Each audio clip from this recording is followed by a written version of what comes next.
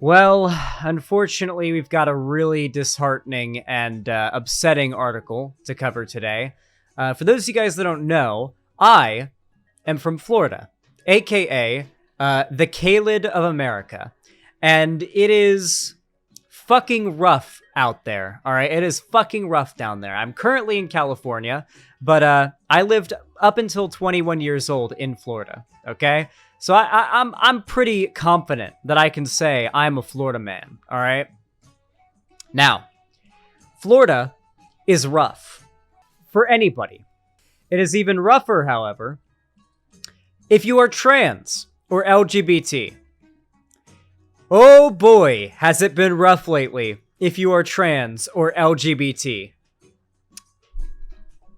In fact, just today, or I should say, actually no, it was yesterday. The day before yesterday? It's hard when I stream at midnight to know, what day, how many days ago a thing was. Anyway, on the 29th of October, 2022, we got some upsetting news. Now, for those of you guys that aren't aware, for a while now, we've seen the Republican Party heavily push against the overwhelming scientific consensus on the reality of transgenderism.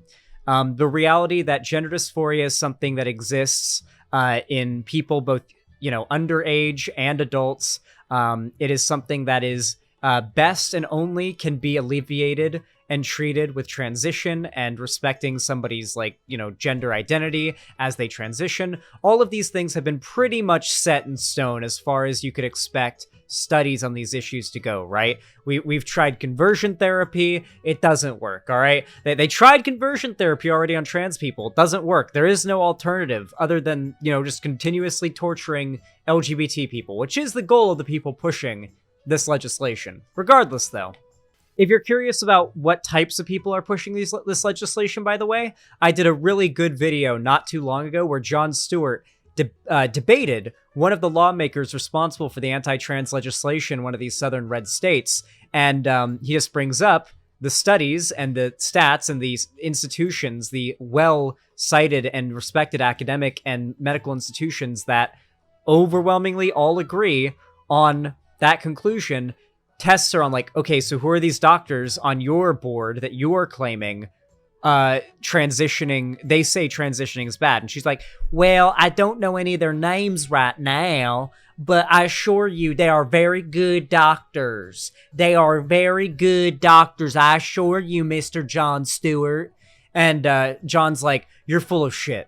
You are absolutely full of shit. I am pointing to data and studies, and you are regulating the freedom of how these parents can raise their children and how these children can live their lives based on your propagandistic lies.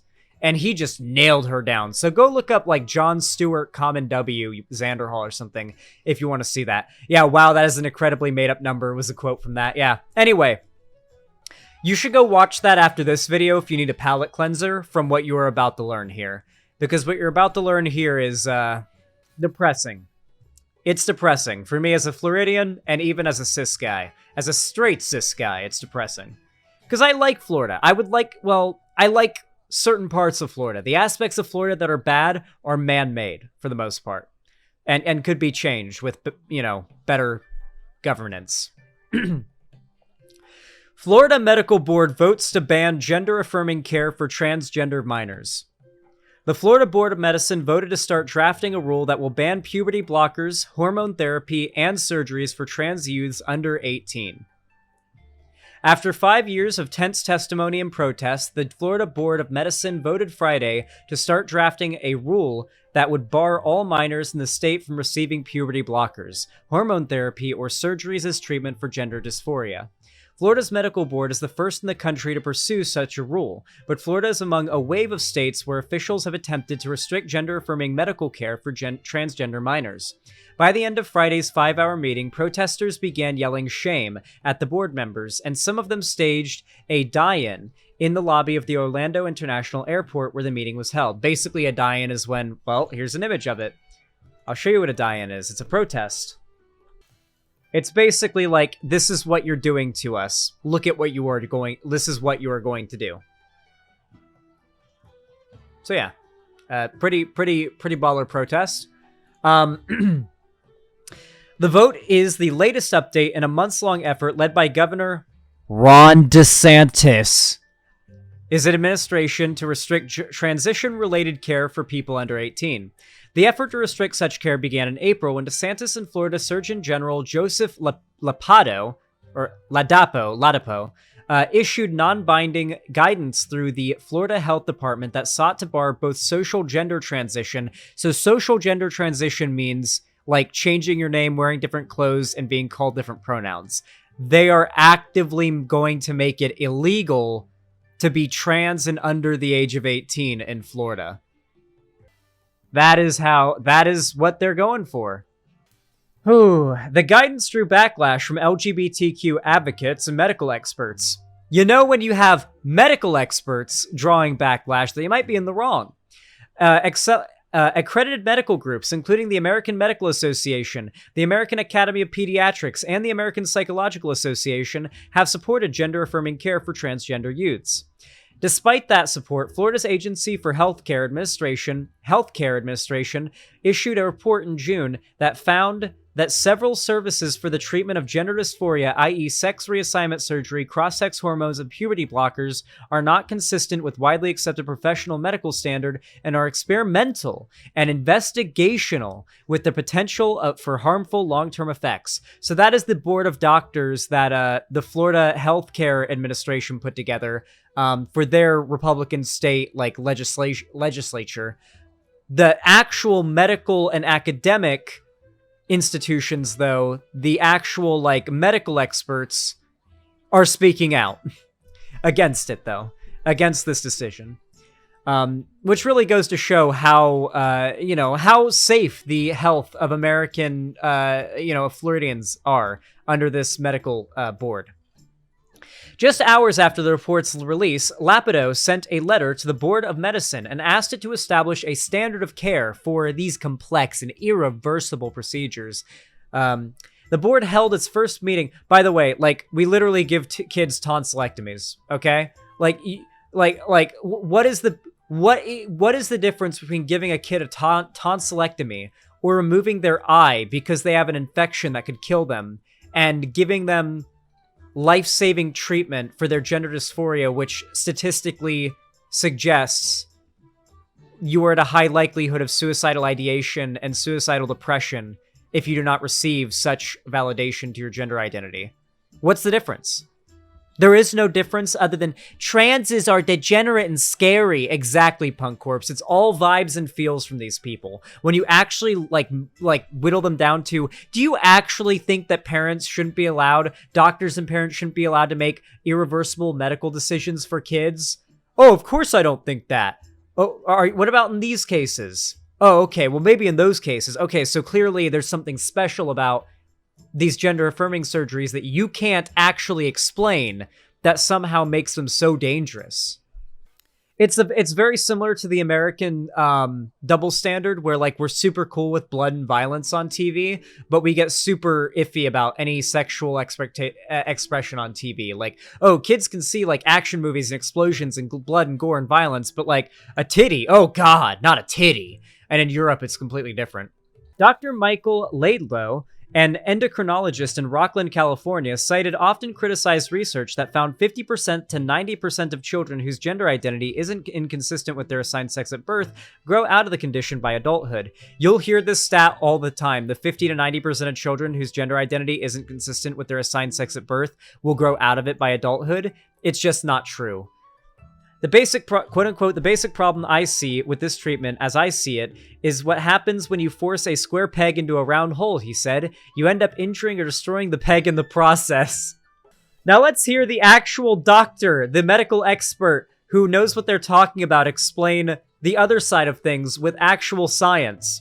However, Dr. Meredith McNamara, an assistant professor of pediatrics at Yale School of Medicine who treats transgender people between the ages of 10 to 25, told the board that the research Laidlow cited and the June report issued by the Florida Agency for Healthcare Administration are methodologically flawed. Neither of the authors of the state's review is a subject matter expert, McNamara said.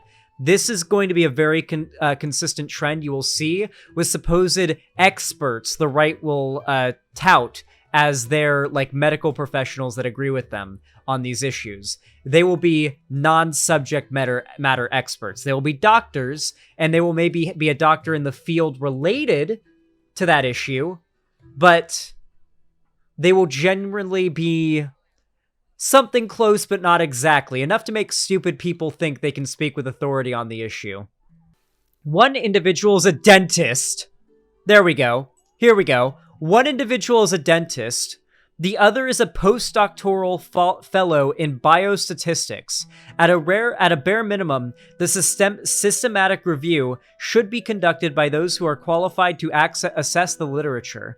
I wouldn't trust a dermatologist review of the literature on a neurosurgical procedure, for instance. Exactly. Fucking dentists are out here claiming that they can speak with authority over these academic and medical institutions that have come to overwhelming consensus on the proper treatment for gender dysphoria in youth. The guy who stabs your teeth knows better. After expert testimony, the board began the public comment period, which was scheduled to last 2 hours according to multiple attendees. The first 9 attendees who spoke were in favor of restricting gender-affirming care for minors. 8 of them said that they have detransitioned, or come to identify with their assigned sex at birth. So 8 of the 9 people that were up there arguing against the right for trans, like transitioning, like the right for trans affirming care for minors, were detransitioners. Now, if these detransitioners were anything like the ones that we've been covering lately, you know, I hate what transitioning has done to my body, and I'm here to warn you all against it, but I'm too far gone, so I'm gonna keep doing it anyway. Like those types. We've covered a few of those on my stream before. Recently, even. Chloe Cole, who described himself as an 18-year-old detransitioned female from California, said she began transitioning at 12 and received a double mastectomy at 15. At 16, she said she realized she regretted her transition. All the talk about mental health, self-perception, pronouns, and ideology leads me to question, why is a mental health epidemic not being addressed with mental health treatment to get to the root causes of why female adolescents like me want to reject their bodies, Cole said. So the why aren't we doing conversion therapy argument. Well, we tried conversion therapy. It didn't work, and not only did it not work, but it had very negative effects in the psyche of the victims of it. And so it has been panned broadly as torture, which is why it's illegal in most places now. So yeah, that's why, because that's called conversion therapy. We tried it on gay people too. And I say we, but yeah, we were wrong about that too. The board also heard from the parents of transgender youths. Hope McClay, who has a 9-year-old trans daughter, said that she used to have to force her daughter to get short haircuts before she came out as trans. At one point, she came up to me at about 3.5 years old and begged me, crying, and said, "Please don't make me be this way anymore. This is not who I am. I want to die," McClay said. She said she and her family have consulted with medical professionals on medical care for their daughter, and they have found that allowing her to go through male puberty would be psychologically damaging. So we do not make these decisions lightly, but these are the decisions that should be made by the families, not by the state, and not by a board, McClay said. Judge Spiegel, the only transgender person to testify at Friday's meeting, read the names of 17 trans teens who died by suicide over living in a world that refused to acknowledge or accept them. With about 45 minutes left in the public comment period, board member Dr. Zachariah P. Zachariah said only one more person would be allowed to testify. The crowd protested, and he offered to provide an email where they could share their testimonies. Yeah, so you can tell this is really just for show.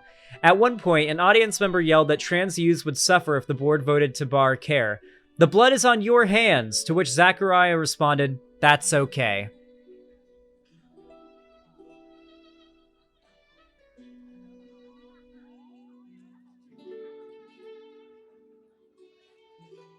You cannot moralize reactionaries. These are not good people, and they take pride in how bad they are morally.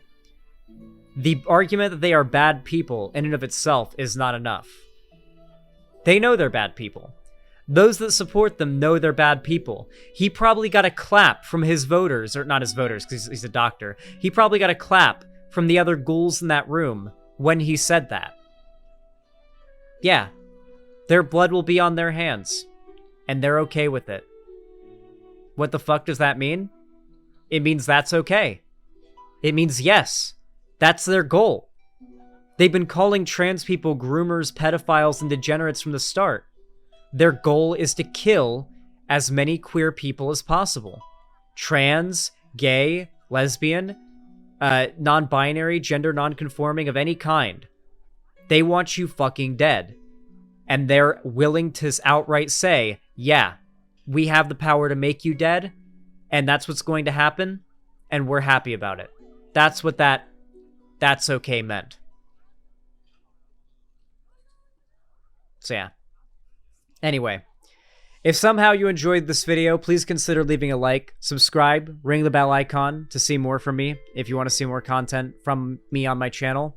If you want to see more from me online, you can follow my social medias, linked down below in the description. And if you want to support me financially, you can do so by donating, subscribing, or gifting a sub on my website, xanderhall.com/live, or supporting me through YouTube, Twitch, Streamlabs, Stream Elements, or Patreon. But if you're also looking for a bit of a palate cleanser after that segment, you can also go watch my reaction to Jon Stewart's debate with a transphobic lawmaker in, I believe, like, Arkansas or something, and he just fucking slaughters her in front of millions. It's really satisfying to watch. So if you want to get a bit of a palate cleanser, you can go and watch that.